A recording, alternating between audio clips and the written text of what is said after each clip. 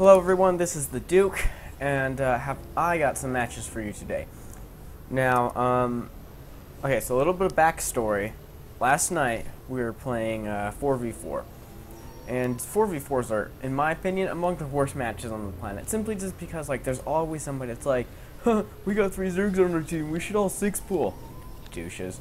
Anyways, so, this TechNo guy, he 6-pools us, and then he has the audacity to say easy.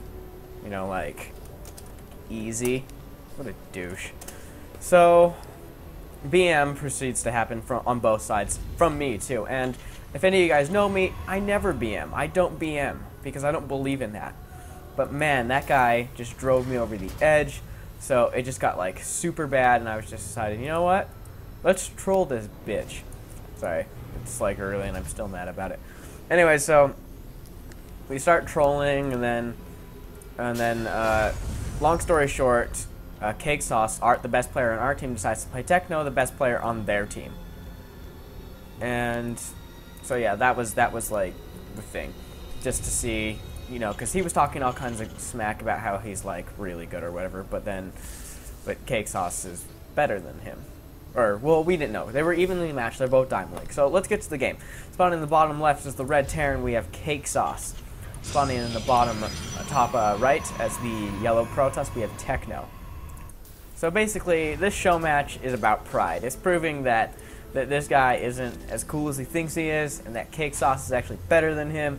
It was like, yeah, I'm living vicariously through CakesaucE. I also want to like state that this was at like 2 a.m.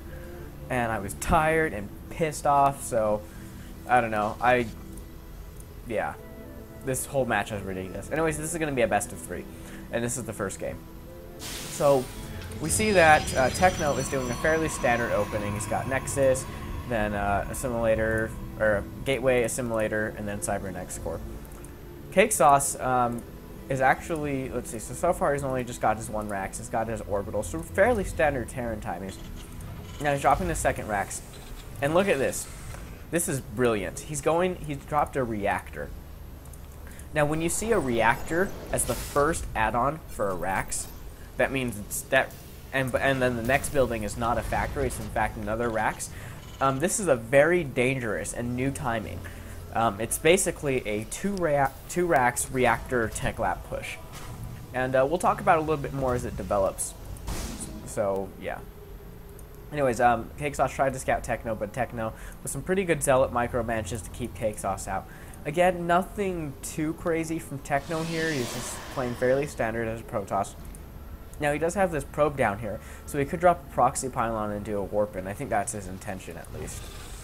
But, anyways, so there's that tech lap coming down.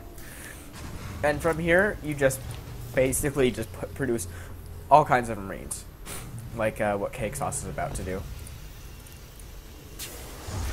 Now, TechNo decided to drop his Nexus. I think it dropped his Nexus about like 4:30 or so, which for this kind of timing is not something you want to do.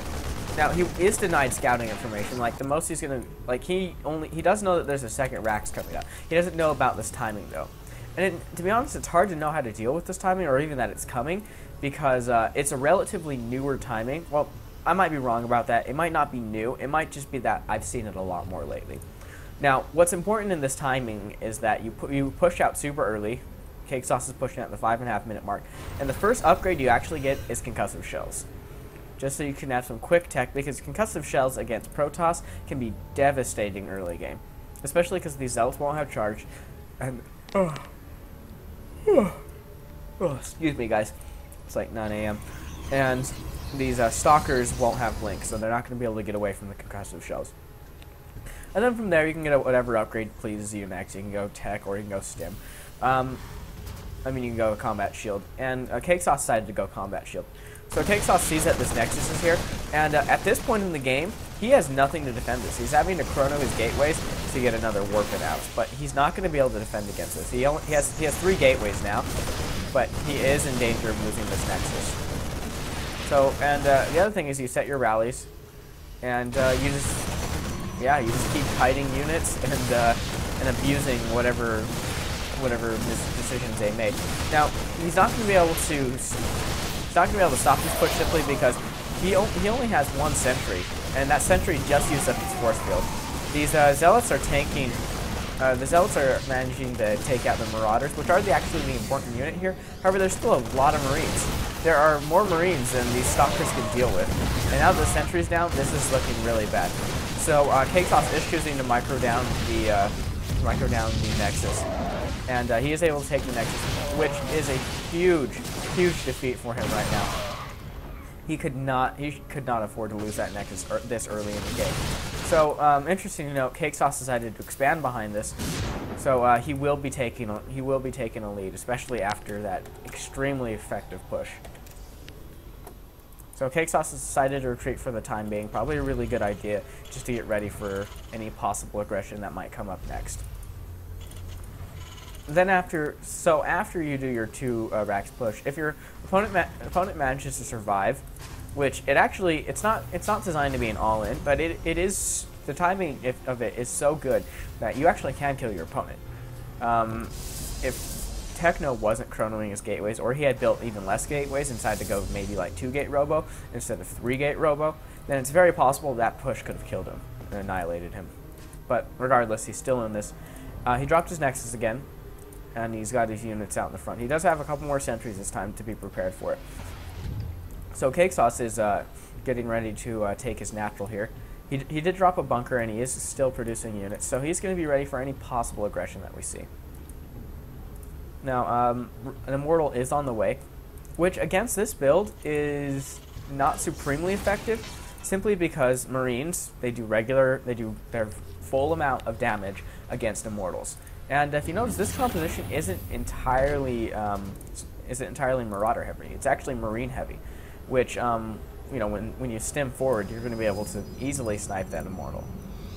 So if you do see this happening in a game, Immortal isn't necessarily the best decision, simply just because there will be too many Marines to deal with it. Even though Immortals do actually do a good amount of damage against Marines. Oh, wow. Sorry, guys. CakesaucE has built a factory, and he's going to use this as a scouting factory simply just to get vision.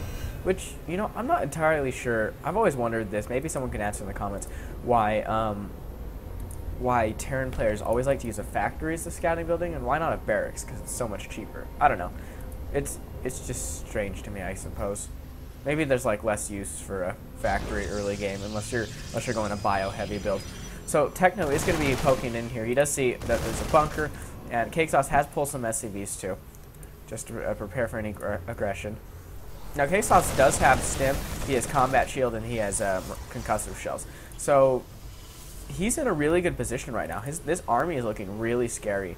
Also, he has these medevacs too, so he is going to be able to stop and prevent any possible aggression.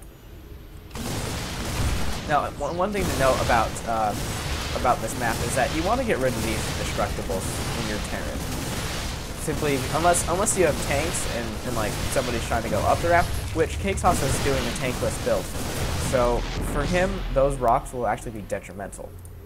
Now, interesting to note about TechNo is that he actually took a third while he was getting ready to push out, and he's pulling back simply because he knows that this could get bad. This could get worse before it gets better. He is supply blocked at the moment, and as soon as that Nexus finishes, yep, there he is. He's going to be able to start producing those Colossi. Now, for this bio-heavy build, Colossi is the perfect unit. You just need to have a lot of them, and you should probably get some pretty good. You should probably have a good amount of sentries too, to drop force fields and prevent the Marines from stimming forward and the Marauders from kiting your Colossi. CakesaucE has started +1 weapons. +1 infantry weapons, so he will at this time have the upgrade advantage. And yeah, there's about a 30 supply lead for CakesaucE, and this force is just looking scary. Now TechNo is going to see this observer. TechNo, is going to see this army moving out, so he's going to be prepared for it. He sees that CakesaucE is taking down these rocks, which, since the Colossus is out, he needs these rocks to be here. But an important thing to note is that this Colossus does not have thermal lance, which actually puts the Colossus within range of the Marauders. So he's not exactly in the best position, and this concave is going to favor CakesaucE. Now, unfortunately, force fields were not that tight, so CakesaucE is just going to be able to stream in here, and there's the GG. After he lost the Colossus, there really just was no hope for that game. So, congratulations to CakesaucE. He took game 1, and we'll be back with game 2.